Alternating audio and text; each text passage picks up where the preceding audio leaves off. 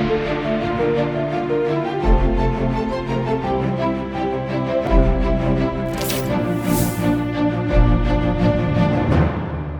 के बाद आप सभी का बहुत स्वागत है सी न्यूज भारत में। नमस्कार, मैं हूं रत्ना। वक्त हो गया उत्तर प्रदेश बुलेटिन का। बात होगी अम्बेडकर नगर की, जहां वृक्षारोपण अभियान के बीच अकबरपुर विकासखंड के ग्राम पंचायत समयशा खास में लापरवाही का मामला सामने आया है। साथ ही बात होगी बदायूं की, जो एक्सपायर खाद्य पदार्थों से भरे एक गोदाम पर एसडीएम राजेश कुमार सिंह के नेतृत्व में खाद्य विभाग की टीम ने छापेमारी कर कार्रवाई की है। ऐसी तमाम खबरों पर विस्तार से चर्चा करेंगे। अम्बेडकर नगर जिले में चल रहे बड़े वृक्षारोपण अभियान के बीच अकबरपुर विकासखंड के ग्राम पंचायत समयशा खास में लापरवाही का मामला सामने आया है। मीडिया की पड़ताल के दौरान सड़क किनारे बड़ी संख्या में पौधे फेंके हुए मिले, जिससे अभियान की जमीनी हकीकत पर सवाल उठने लगे हैं। ग्रामीणों के अनुसार वन विभाग और अन्य विभागों की ओर से पौधे उपलब्ध कराए गए थे, लेकिन कई स्थानों पर उन्हें सही तरीके से लगाने और देखभाल की व्यवस्था नहीं की गई। एक और जिले को करीब 37 लाख पौधों के रोपण का लक्ष्य मिला है और एक पेड़ मां के नाम जैसे अभियानों के तहत पौधारोपण की तस्वीरें और रिपोर्ट भेजी जा रही हैं। वहीं दूसरी ओर कई जगह पौधे बिना रोपण और संरक्षण के पड़े नजर आ रहे हैं। ग्रामीणों की मांग है कि मामले की जांच कर जिम्मेदारों की जवाबदेही तय की जाए, ताकि वृक्षारोपण अभियान सिर्फ कागजों तक सीमित ना रहे। अम्बेडकर नगर से सी न्यूज संवाददाता अजय की रिपोर्ट। अम्बेडकर नगर के अकबरपुर विकासखंड क्षेत्र के रामपुर सकरवारी में बन रहे मुख्यमंत्री मॉडल कंपोजिट विद्यालय के निर्माण कार्य की गुणवत्ता पर सवाल उठने लगे हैं। निर्माण स्थल पर लगे बोर्ड के अनुसार करीब 2323.58 लाख रुपए की लागत से बन रही इस परियोजना का कार्य यूपी प्रोजेक्ट कॉरपोरेशन लिमिटेड की अयोध्या निर्माण इकाई द्वारा कराया जा रहा है, जिसे 17 अप्रैल 2026 से शुरू कर 17 अक्टूबर 2027 तक पूरा किया जाना है। स्थानीय लोगों का आरोप है कि निर्माण में मानक के विपरीत घटिया और कमजोर ईंटों का इस्तेमाल किया जा रहा है। मौके पर बिखरी निर्माण सामग्री, पानी भरे गड्ढे और अधूरे कार्य के बीच गुणवत्ता को लेकर सवाल खड़े हो रहे हैं।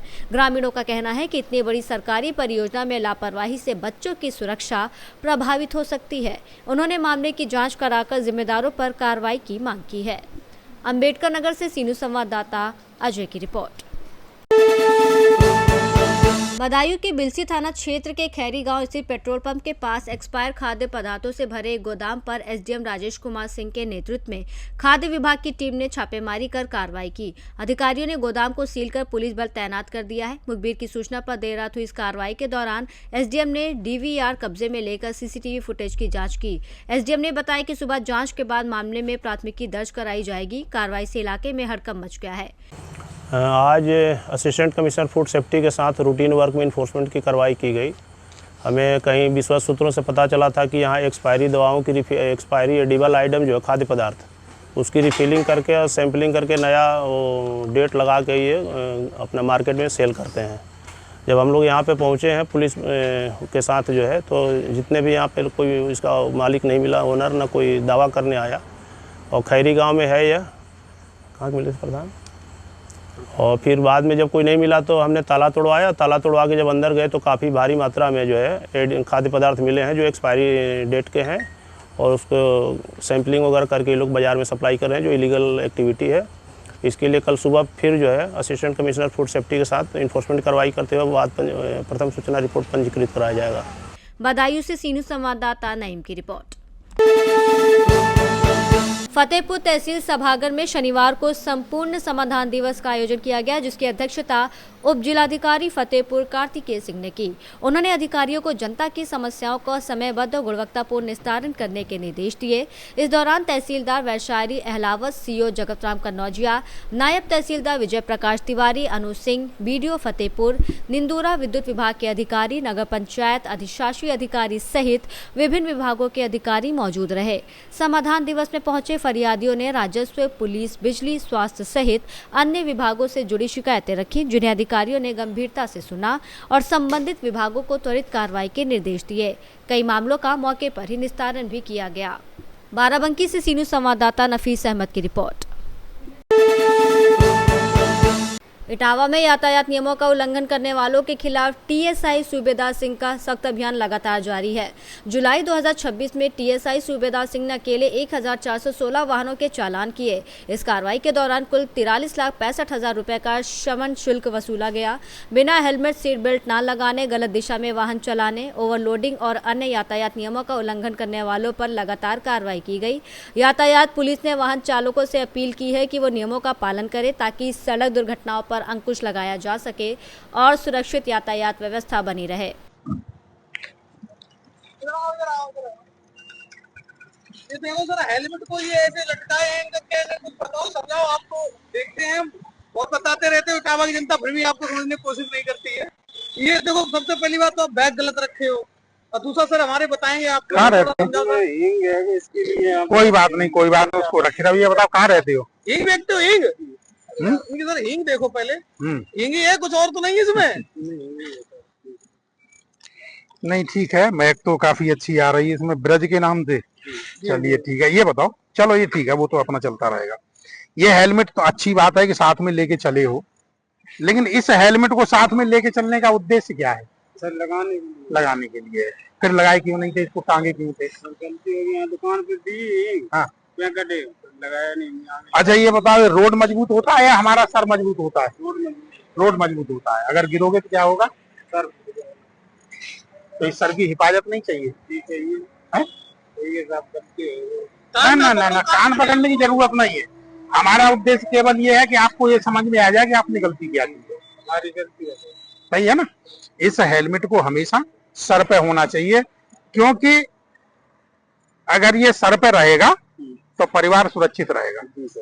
ठीक है, और तुम भी सुरक्षित रहोगे। कुछ कमा के ले जाते हो तभी तो परिवार चलता है, तब ये हींग बेच पाओगे है ना? आगे के लिए। ठीक है, तो ध्यान रखिए, ऐसी गलती नहीं करनी है।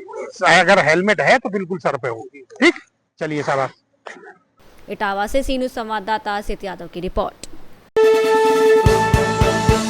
फिरोजाबाद के थाना मक्खनपुर क्षेत्र में किसान यूनियन महाशक्ति के बैनर तले सैकड़ों किसानों ने हुंकार रैली निकालकर अपनी मांगों को लेकर आवाज बुलंद की। किसानों का कहना है कि क्षेत्र में बड़े पैमाने पर आलू की पैदावार होती है, लेकिन उन्हें उचित समर्थन मूल्य नहीं मिल पा रहा है। रैली को संबोधित करते हुए यूनियन पदाधिकारियों ने सरकार से आलू की खरीद समर्थन मूल्य पर कराने, मक्खनपुर और आसपास के क्षेत्रों में खरीद केंद्र खोलने, बकाया भुगतान जल्द कराने की मांग की। किसानों ने बिजली, खाद और सिंचाई जैसे समस्याओं को भी प्रमुखता से उठाया। इस दौरान प्रशासन को ज्ञापन सौंपते हुए चेतावनी दी गई कि यदि एक सप्ताह में मांगे पूरी नहीं हुई तो किसान कलेक्ट्रेट का घेराव करेंगे। मौके पर धर्मवीर सिंह उर्फ बबलू, डॉक्टर आर.के. पाठक, मंजू, मुकेश सिंह, सुनील सिंह, नरेश सिंह, तरुण सहित बड़ी संख्या में किसान मौजूद रहे। फिरोजाबाद में पहले भी हमने घोषणा की थी और उसके घोषणा के माध्यम से भारत सरकार, प्रदेश सरकार से अनुरोध किया था कि यहाँ का आलू किसान बहुत पीड़ित है। आलू का समर्थन मूल्य 2500 रुपये कुंटल तय करके आलू की सरकारी खरीद कराई जाए, लेकिन सरकार इस पर ध्यान न देकर भारत अमेरिका के बीच में ट्रेड डील पर लगी हुई है कि ट्रेड डील कैसे समझौता हो, कैसे देश के किसानों को यहाँ डुबाया जाए, बर्बाद कराया जाए। लेकिन सरकार ध्यान से सुन ले, अब किसान लाठी और बंदूक की गोलियों से डरने वाला नहीं है। जिले जिले में, हर जनपद में, हर गाँव में जा जाकर किसान को जगाकर संगठन को मजबूत किया जा रहा है। आने वाले समय में एक ऐसी क्रांतिकारी जिला फिरोजाबाद से छिड़ी जाएगी, ना दिल्ली जाएंगे ना लखनऊ जाएंगे। यहीं से सरकार को बताना होगा कि अब किसान जाग चुका है, आपको हमारी पूरी मांग माननी होगी। नहीं मानोगे तो यहाँ से एक मैसेज पूरे देश में जाएगा। और इसीलिए संगठन का विस्तार करते हुए धर्मवीर सिंह उर्फ बबलू ठाकुर को प्रदेश मुख्य सचिव ब्रज प्रदेश के पद पर मनोनीत किया गया है। और इसी के साथ में डीपी सिंह यादव जी को भी आज घोषणा करके जा रहे हैं। इनको जिला अध्यक्ष की कमान बहुत जल्द सौंपी जाएगी फिरोजाबाद की। और जगह जगह हम संगठन का विस्तार कर रहे हैं। हमारे साथ में ब्रज प्रदेश अध्यक्ष डॉक्टर आर.के. पाठक जी ने ये कसम खाई है, जब तक आखिरी सांस रहेगी अपने देश के अन्नदाता किसानों की लड़ाई लड़ूंगा, जब तक उनको न्याय नहीं दिला दूंगा तो पीछे नहीं हटूंगा। और अभी देखा होगा दिल्ली में जब हमारे छात्रों ने सरकार को झुकाकर अपनी मांग बनवा ली, तो ये तो देश की सबसे बड़ी कड़ी है। देश का अन्नदाता है, किसान है। जिस दिन ये जागेगा उस दिन क्रांतिकारी छेड़कर इनको सबक सिखाने का भी काम। ठीक। फिरोजाबाद से सीनू संवाददाता सनेश कुमार गुप्ता की रिपोर्ट। फिरोजाबाद जिले की तहसील टुंडला में जिलाधिकारी संतोष शर्मा की अध्यक्षता में संपूर्ण समाधान दिवस का आयोजन किया गया। कार्यक्रम में फरियादियों की ओर से कुल 110 शिकायत पत्र प्राप्त हुए, जिनमें से कई शिकायतों का मौके पर ही निस्तारण किया गया, जबकि शेष मामलों के लिए अधिकारियों को 1 सप्ताह के भीतर समाधान करने के निर्देश दिए गए। इस दौरान लोकहित संगठनों और नागरिकों ने नगर पालिका से जुड़ी समस्याएं जैसे जलभराव, पेयजल संकट और जगह जगह कूड़ा डाले जाने की शिकायतें रखीं। जिलाधिकारी ने टुंडला नगर पालिका के अधिशासी अधिकारी आशुतोष त्रिपाठी को समस्याओं का जल्द निस्तारण कराने के निर्देश दिए। समाधान दिवस में जिले और तहसील स्तर के कई अधिकारी और कर्मचारी मौजूद रहे। समाधान दिवस चल रहा है। लगभग 110 के आसपास शिकायतें अब तक आ चुकी हैं और शिकायतें भी आ भी रही हैं और अभी तक 9 शिकायतों का निस्तारण यहाँ से किया जा चुका है और बाकी सभी शिकायतें जिसका आज निस्तारण नहीं हो पाएगा वो सभी 1 सप्ताह तक की अवधि में सभी शिकायतों का निस्तारण किया जाएगा। इस संबंध में समस्त अधिकारियों को निर्देश दिए जाते हैं और सभी शिकायतकर्ताओं की बात सुनी जा रही है और शासन के मंशा के अनुरूप उसका निस्तारण किया जा रहा है। कई शिकायतों में आज ही यहाँ से टीम गठित करके स्थल पर भी भेजी जा रही है, जिससे कोई शिकायत का भी तत्काल आज ही निस्तारण। सर, जैसा कि देखा गया नगर पालिका संबंध ज्यादा शिकायत है, पूरा संकट बड़ा हुआ है, जगह जगह कूड़ा पड़ा रहता है और पानी जल भराव की भी समस्या बनी रहती है। और देखिए नगर पालिका के संबंध में जो शिकायतें हैं, कुछ शिकायतें कई वर्षों से बनी हुई है, तो उसमें उप जिलाधिकारी को, अधिशासी अधिकारी को, बाकी अन्य टीम को निर्देशित किया गया। ये दैनिक रूप से इसको अब निरीक्षण करेंगे और जो कूड़ा कहीं पे पड़ने की शिकायत जहाँ पे अनधिकृत ढंग से पड़ा है या जो इनका डलाव घर या कूड़ा एकत्र करने का स्थान नहीं है, वहां पे कूड़ा किसी भी दशा में नहीं पड़ेगा और कहीं भी जहाँ कूड़ा एकत्रीकरण का स्थान है वो वहां से कूड़ा तत्काल उठाया जाएगा एकत्र होने के साथ ही। इसके बारे में निर्देश दिए गए हैं और इसके साथ ही यहाँ पे जो कहीं पे यदि जल भराव का मुद्दा है तो तत्काल वहाँ पे जल निकासी की व्यवस्था सुनिश्चित की जाएगी, इसके लिए निर्देशित किया गया है। तो सभी अधिकारियों को अपने अपने उत्तरदायित्वों के प्रति सभी को निर्देशित किया गया है और लोग जो भी समस्या आ रहा है उसका त्वरित निस्तारण करें। फिरोजाबाद से सीनू संवाददाता सन्नेश कुमार गुप्ता की रिपोर्ट। जनपद ललितपुर की तहसील महरौनी सभागार में राजस्व विभाग के 2 सेवानिवृत्त अधिकारियों के सम्मान में विदाई समारोह आयोजित किया गया। उप जिलाधिकारी जासिम की अध्यक्षता में हुए कार्यक्रम में राजस्व निरीक्षक रामदीन विश्वकर्मा और प्रशासनिक अधिकारी जयराम वर्मा को सम्मान पूर्वक विदाई दी गई। इस दौरान दोनों अधिकारियों को माल्यार्पण कर शॉल और श्रीफल भेंट किया गया। अधिकारियों और कर्मचारियों ने उनके लंबे सेवाकाल, कर्तव्य निष्ठा, सरल व्यवहार और उत्कृष्ट कार्यशैली की सराहना करते हुए उनके योगदान को याद किया। समारोह में तहसीलदार श्रवण कुमार राठौर, नायब तहसीलदार आनंद लवानिया, नगर पंचायत अध्यक्ष प्रतिनिधि दुष्यंत बड़ोनिया सहित तहसील के कानूनगो, लेखपाल और राजस्व कर्मचारी मौजूद रहे। सभी ने दोनों सेवानिवृत्त अधिकारियों के स्वस्थ, सुखद और मंगलमय जीवन की कामना करते हुए भावभीनी विदाई दी।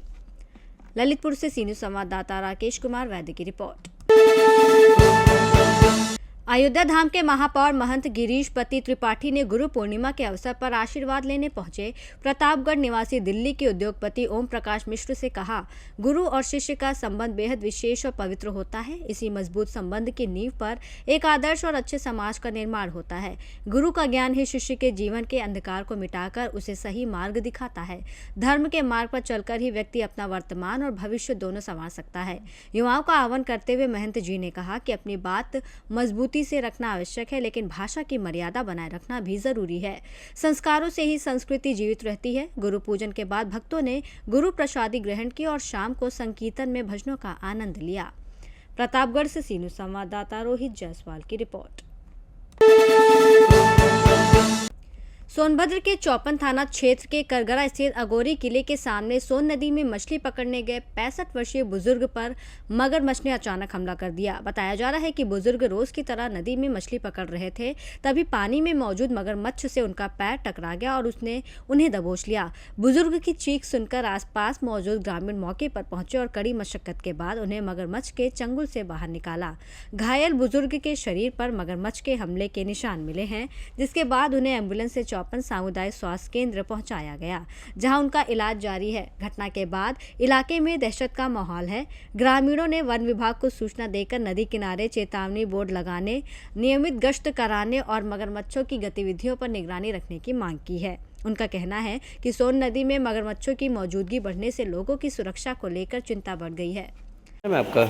हमारा नाम चित्तन।